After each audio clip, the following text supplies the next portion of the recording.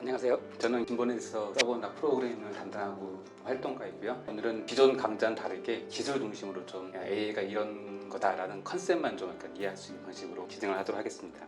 인공지능은 프로그래밍이라고 보시면 돼요. 크게 보면 머신러닝은 뭐냐면 데이터를 학습을 시켜서 그 기반에서 예측을 하는 것을 머신러닝을 통칭합니다. 그리고 딥러닝은 이 머신러닝 중에서 최근에 이제 가장 핫한 그 AI 기법인 것좀 많이 들어보셨죠? 자, 좀 자세히 들어가 볼게요.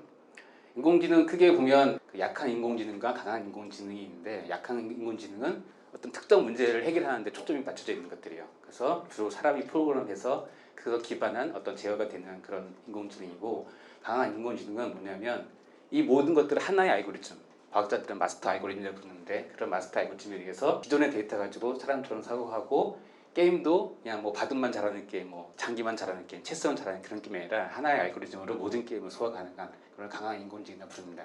아직은 강한 인공지능이라고 부를 만한 것이 나오지는 않고 있는데, 이 약한 인공지능이 시작해서 점점 강한 인공지능으로 발전해온 역사를 생각하지만 실제 AI 역사는 거꾸로예요. 사실은 가장 먼저 강한 인공지능을 꿈꿨습니다. 맨 먼저. 자, 초창기에 컴퓨터를 만든 사람들, 뭐 시조들이 있거든요. 튜링 같은 분들인데, 이런 사람들 천재인데, 이분들은 실체가 없음에도 사고 실험만으로 컴퓨터를 만들어내요. 그래서 엔드, 오와 나노, 닷 같은 일본 여든처럼 수학의 연산을 할 수 있는 기본 문법들을 제시를 합니다, 이분들이. 그리고 이분들이 진전을 하려고 했던 건 뭐냐면, 이것으로 사람이 하는 일을 대신할 수 있다라고 믿었던 거예요. 왜냐면 20세기 초반은 사실은 인간의 지성에 대한 무한한 신뢰가 있었던 시대이기 때문에 당장은 힘들지만 이런 컨셉을 진행을 하면 뭔가 나올 거라고 주장을 하고 이론들을 만들기 시작해요. 실체는 없었지만 이론이 시작이 되는 거죠. 그래서 대표적으로 뭘 했냐면, 당시에 이제 1차 세계죠. 2차 세계는 양대 전쟁을 겪으면서 사람의 뇌나 신체 연구가 활발해지거든요. 뉴런을 밝혀내고 뉴런이 동작하는 것들을 찾아내요. 그래서 뉴런이 어떻게 동작하냐면, 얘는 진짜 컴퓨터와 똑같아요. 0, 1밖에 없어요. 반짝이거나 반응 안 하거나. 거기에 착안한 거죠. 뉴런들이 서로 연결되어 있고 서로 반짝이는 연결 지점들을 컨셉으로 해서 뇌를 재구성할 수 있다고 생각을 한 거예요. 그래서 어떤 신호가 들어왔을 때 반응하는 경우가 있고 안 하는 경우가 있고, 이렇게 둘로 나누는 거죠.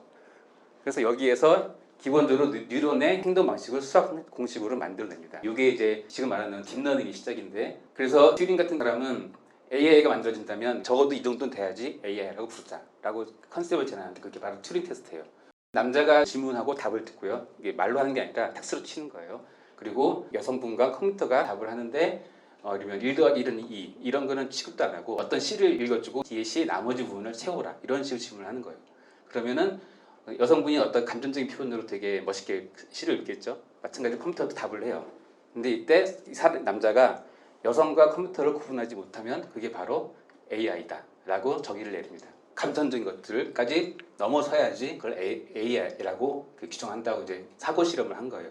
그게 지금까지 이제 기본적으로 강인공지능의 기준입니다. 이게 AI의 3대 아버지가 있습니다. 아까 말씀드렸던 튜링이 있고요. 그 다음에 마빈 미스키라는 분이 계시고, 그 다음에 존 메카시라는 분이 있는데, 이 마빈 미스키야말로 진짜 거만한 학자였죠. 그래서 사람이 언젠가는 AI를 만들 수 있다고 하고 실제로 컴퓨터를 만들어요. 사실은 되게 크고 무식하게 생겼는데 이런 것들을 하다 보면은 만들 수 있다고 하죠. 근데 이 사람들이 자신감을 가졌던 이유는 뭐냐면, 2차 세계대전 때 일본군과 독일군이 암호를 풀었거든요. 이 사람들이 기본적으로 이제 튜링이나 이런 사람들 암호학자이기도 하기 때문에, 그래서 뭔가 알고리즘을 발견하기만 한다면 이 문제를 해결할 수 있을 거라 믿었고 실제로 연구를 해왔죠. 그리고 이 사람들이 그걸 명분으로 국방부에서 돈을 엄청나게 뜯어먹었어요. 그런 식의 어떤 마인드는 과학자들만 갖고 있던 게 아니에요. 소설가들, 예술계에 있던 사람들도 인공지능에 대한 과학자들의 자신 있는 발언들 영감을 받아서 소설들을 만들어내기 시작했는데, 이분이 제일 유명한 아이작 아시모프라는 이제 애플 소설 작가죠.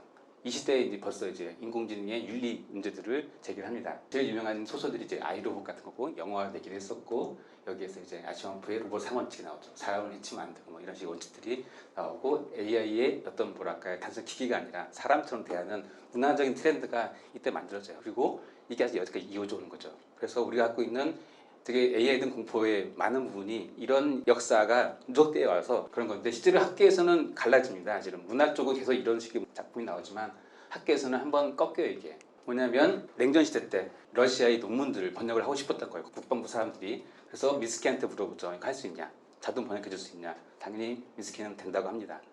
말도 안 되는 소리였는데 그걸로 이제 엄청난 돈을 투자받고 진행을 하다가 어느 순간 이게 안 된다는 논문이 나와요. 그러면 사실은 인공지능의 찬 겨울이 오고 한동안 AI라는 단어가 학계에서 사라지고 마치 볼트모트가 되어버립니다. 왜냐하면 그런 AI 단어를 쓰면 어느 누구도 그걸 대주지 않기 때문이죠. 그러면서 AI란 말 쓰지 말고 특정 문제를 자기 해결하는 데 집중하는 그런 아주 작은 영역을 내려가자라는 거죠. 뭐냐면 이전까지 AI가 거대하게 사람의 뇌를 재구성하겠다는 이런 식의 어떤 컨셉에서 시작했던 것에서 그런 건 말이 안 되니 그러지 말고 작은 문제를 해결하는 데 집중하자. 이런 전문가주의가 태생하게 되고 AI라는 단어가 딱 사라지고 AI는 이제 소설과 영화에서만 나오는 그런 단어가 됩니다.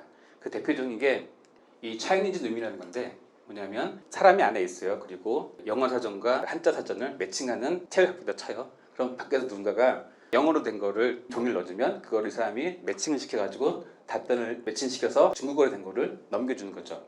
근데 이 사람은 자기가 뭘 번역했는지 몰라요. 단지 적혀있는 대로 매칭을 해서 넘겨줬을 뿐이라는 거죠. 이렇게 번역을 기계가 한다 하더라도 그건 지능이라 볼 수 없다. 이게 차이니즘의 기본 컨셉이거든요. 무슨 말이냐면 인격화시키지 말고 그냥 어떤 프로그래밍이 불가하다는 거죠. 그래서 결국에는 이게 AI의 현상을 깨기 위한 대표적인 논문으로 알려지고 있습니다.